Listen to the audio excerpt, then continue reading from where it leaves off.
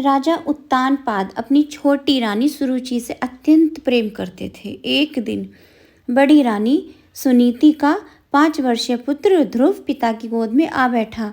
सुरुचि ने उसे गोद में से उतारते हुए कहा, यदि पिता की गोद या सिंहासन चाहिए तो भगवान से प्रार्थना करो और अगली बार मेरे पुत्र के रूप में जन्म लो। दुखी होकर ध्रुव ने जाकर अपनी माता को सारी बात बताई।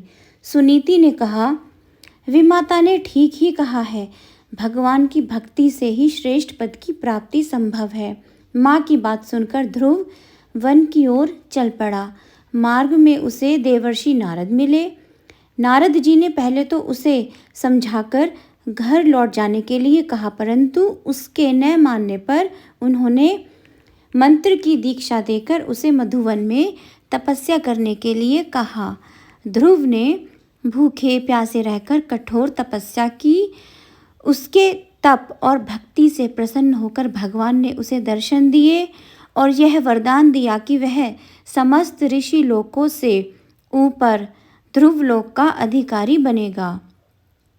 ध्रुव कृतार्थ होकर वापस लौटे तो विमाता के चरण स्पर्श करते हुए बोले, यदि आप उस दिन मुझे प्रेरणा नहीं देती तो मैं भगवान की कृपा प्राप्त करने हेतु तत्पर कभी भी नहीं होता।